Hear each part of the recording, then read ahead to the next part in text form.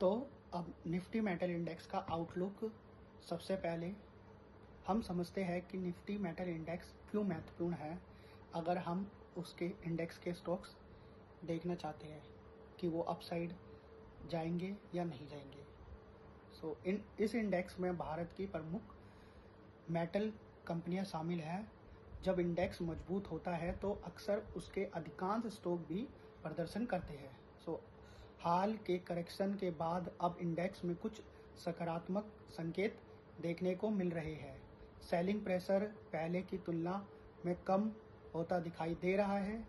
Higher low बनने की संभावना बन रही है। जैसा कि हमें metal index Nifty metal index में दिख रहा है कि ये अपने रेजिस्टेंस जो इसका पहले रेजिस्टेंस की तरह काम कर रहा था, तो हम एक ट्रेंड लाइन से रेजिस्टेंस इसका दिखा भी देते हैं कि ये जो पहला इसका रेजिस्टेंस था निफ्टी इंडेक्स का, वो अब एक स्ट्रॉन्ग सपोर्ट की तरह काम कर रहा है। तो अभी निफ्टी इंडेक्स इस रेजिस्टेंस के आसपास ही है, जो अब एक सपोर्ट की तरह काम करेगा अगले कुछ महीनों के लिए। इस इतनी करेक्शन के बाद 13,835 जो इसका पहला हाई था, वो इतनी हैवी करेक्शन के बाद अब एक सपोर्ट के पास काम कर रहा है। तो यहाँ से एक अपसाइड का मूवमेंट शो हो रहा है निफ्टी मेटल में। तो निफ्टी मेटल के कुछ ऐसे स्टॉक्स भी हैं जो अगर निफ्टी मेटल अपसाइड मूव देता है तो सबसे पहले रिकवरी उन स्टॉक्स में आएगी। सबसे पहला स्टॉक हम जिंदल स्टील्स देखेंगे, क्योंकि जिंदल स्टील्स में भी सेम वैसा ही पैटर्न हमें देखने को मिल रहा है। तो और हैवी करेक्शन भी हुई है। तो जैसे कि आप देखेंगे कि जो जिंदल स्टील्स है वो आपका 1305 जो उसका हाई था अभी, वहाँ से अब करीब करीब 1054 पे ट्रेड कर रहा है। तो हम अगर इसको देखेंगे थोड़ा टाइम मतलब चार्ट बड़ा करके, तो यही एक इसका बाइंग जोन भी नज़र आ रहा है। जो पहले इसका रेजिस्टेंस हुआ करता था, अब वो इसको एक बाइंग जोन क्रिएट कर रहा है। जैसे कि आप देख सकते हैं इसमें चार्ट में, जो पहले इसका रेजिस्टेंस हुआ करता था, तो अभी यहाँ से अगर हम ट्रेंड लाइन एक दिखा दें जो इससे पहले भी अभी फॉलो किया है, मतलब ये इसका रेजिस्टेंस हुआ करता था जो इसने ब्रेक किया है। तो ये जो इसका एक रेजिस्टेंस हुआ करता था जो अभी ब्रेक करके नीचे की साइड आया है, तो आप देखेंगे एग्जैक्ट सेम इसी लाइन के आसपास अभी दोबारा जाके नीचे की साइड आ गया है। अभी ये यहाँ पर ट्रेड कर रहा है। तो अब हाई चांस इसलिए है क्योंकि ये जो रेजिस्टेंस था जो ऑलरेडी इसने ब्रेक किया है, अब ये ऊपर जाने की कोशिश कर रहा है। तो जब ये जो पॉइंट है 1078 या 1079, अगर इसके ऊपर डे क्लोजिंग मिल जाती है, क्योंकि हमने जो ये चार्ट निकाल रखा है डे का चार्ट है, आप देखोगे जिंदल स्टील का, तो अगर इस 1078 या 1079 के ऊपर क्लोजिंग दे देता है तो हमें एक अच्छा अपसाइड का मूव देखने को मिल सकता है, जो अभी करीब करीब अगर हम देखेंगे यहाँ से एक नीचे का ट्रेंड बनाया है, और अब ये करेगा कि इसके आसपास एक रेजिस्टेंस की तरह काम करके रेजिस्टेंस की तरह काम किया है इसने, ये है। तो अब ये यहाँ से वापस आया है, तो मोस्टली यहाँ तक ये वापस आ सकता है इस प्राइस के आसपास। और अब यहाँ से फिर ये हमारा पहला टारगेट रहेगा, जो दोबारा एक इसका रेजिस्टेंस का काम करेगा। फिर ये मोस्ट प्रोबेबली यहाँ तक आ सकता है इस लेवल पे, और फिर एक अपसाइड का और मूव दिख सकता है जो हमें टारगेट देगा कम से कम जो इसका लास्ट हाई है वहाँ तक। तो कुछ ऐसा अभी हमें शो हो रहा है।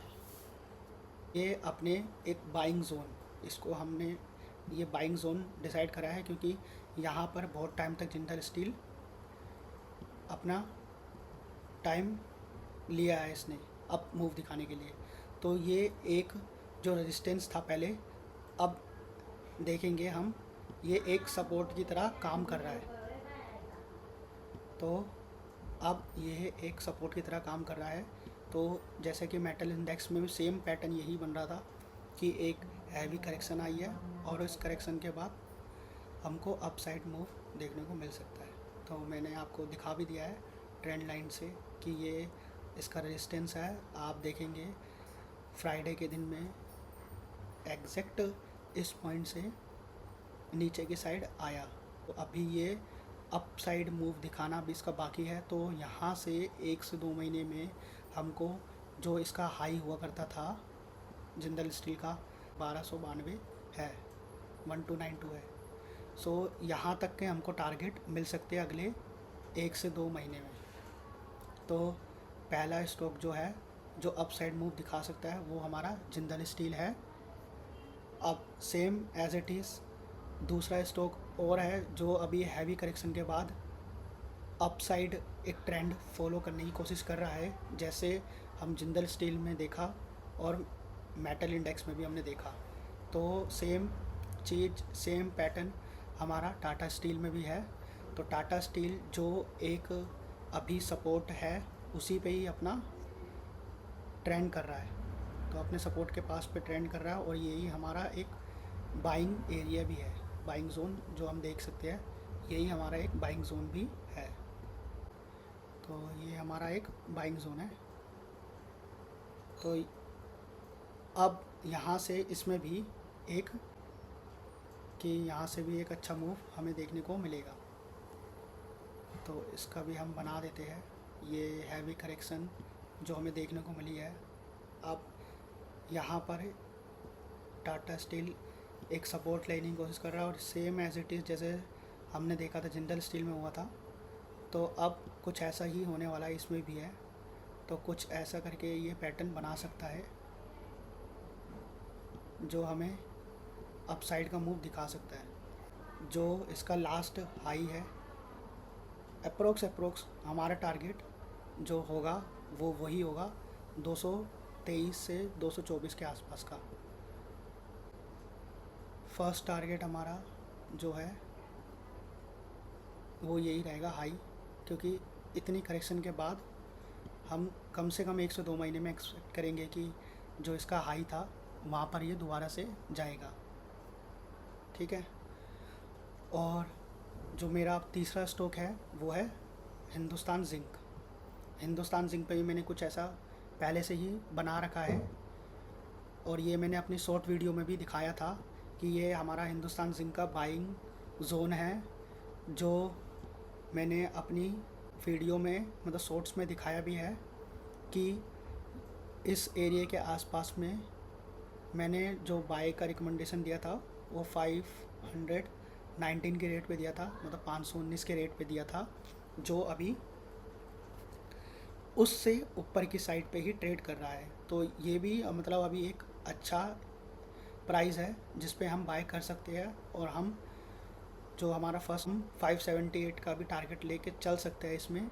बट जैसा कि हमने जिंदल स्टील्स और टाटा स्टील में बात करी है कि जो इसका ऑलरेडी जो हाई था वहाँ तक का हम टारगेट लेके चलेंगे, तो हिंदुस्तान जिंक में भी हम जो फर्स्ट टारगेट है हम 578 मान सकते हैं, क्योंकि अभी इसमें भी हैवी करेक्शन आई है। तो अब यहाँ से अप साइड का मूव हमको शो हो सकता है। तो यहाँ से हम इसका टारगेट जो ले सकते हैं वो 678 जो इसका पहले हाई था। तो यहाँ से अभी भी इसमें 100 से 150 पॉइंट का अप साइड का मूव हमें दिख सकता है। तो हम यहाँ पर ये मेरा तीसरा स्टॉक है जो अपसाइड मूव के लिए मेटल इंडेक्स में अपसाइड मूव कर सकता है। और अब मेरा लास्ट स्टॉक हिंदुस्तान कॉपर है जो अभी अपने बेस्ट बाइंग जोन पर ट्रेड कर रहा है। मैंने बाइंग की रिकमेंडेशन इसमें भी दिया था। जो मेरा शॉर्ट्स है, पुरानी जो शॉर्ट्स है, उसमें मेरे को दिख जाएगा आपको कि मैंने इसमें एंट्री बनाने के लिए बोला था। तो हिंदुस्तान कॉपर भी एक अच्छा स्टॉक है जो ऊपर की साइड अभी हैवी करेक्शन के बाद ही नीचे आया है और अभी यहाँ से एक अप साइड ट्रेंड का मूव देने की कोशिश कर रहा है। तो हम देख सकते हैं कि ये अप साइड ट्रेंड जो है वो कुछ ऐसा फॉलो कर सकता है। सेम पैटर्न बन रहा है जो हमारे बाकी स्टॉक्स में बन रहे थे। तो इसका भी टारगेट हम, जो इसका हाई है 617 रुपये, हम ये ले सकते हैं। तो एक डब्लू पैटर्न का भी फॉर्मेशन हो सकता है। तो अभी ये दोबारा हमें 492 के आसपास आ भी सकता है और नहीं भी आ सकता। तो अभी जो ये है, ये एरिया एक अच्छा एरिया है, बाइंग का एरिया है। तो हम यहाँ पर एक बाइंग बना सकते हैं हिंदुस्तान कॉपर में भी। तो ये मेरे कुछ स्टॉक्स हैं जो एक अच्छी रिकवरी दे सकते हैं अप साइड के लिए। जैसे कि मैंने मेटल इंडेक्स में आपको बता ही दिया है, ये अपने जो इसका पहले रेजिस्टेंस हुआ करता था वो अब सपोर्ट की तरह काम कर रहा है। तो अब ये सपोर्ट से हमें एक अच्छी बाइंग देखने को मिल सकती है, जिससे हमें सीधा सीधा फ़ायदा उनके कुछ स्टॉक्स में मिलेगा जो ऑलरेडी करेक्शन दे चुके हैं। तो यहाँ से अगले 1 से 3 महीने के लिए पहला स्टॉक जो मेरा है वो जिंदल स्टील है। दूसरा स्टॉक जो हमारा है हिंदुस्तान जिंक, जो अभी बेस्ट बाइंग जोन में भी है और सपोर्ट पे भी काम कर रहा है। हिंदुस्तान कॉपर हो गया और टाटा स्टील। तो मेरे लिए जो मेरी बाय रिकमेंडेशन रहेगी वो अगले 1 से 3 महीने के लिए वो ये 4 स्टॉक रहेंगे जो मैं खुद अपने पोर्टफोलियो में भी ऐड करूँगा। तो जैसा भी है मेरे हिसाब से तो ये 4 स्टॉक्स जो है मेटल इंडेक्स अगर रिकवर करता है तो ये अपसाइड मूव दे सकते हैं। बाकी आपको क्या लगता है, आप भी अपनी ध्यान रखें। ये वीडियो केवल एजुकेशनल पर्पस के लिए है। शेयर बाज़ार में निवेश या ट्रेडिंग करने से पहले अपनी स्वयं की रिसर्च करें या अपने वित्तीय सलाहकार से सलाह ले सकते हैं। मेरे अकॉर्डिंग तो जो स्टॉक्स है वो मैंने आपको बता दिए हैं। बाकी आप अपनी रिसर्च के बाद ही या अपने जो भी फाइनेंशियल एडवाइज़र है उनसे आप सलाह ले सकते हैं। Thank you so much video देखने के लिए। अगर अच्छी लगे, इन्फॉर्मेशनल लगे तो लाइक करें और चैनल को सब्सक्राइब करें।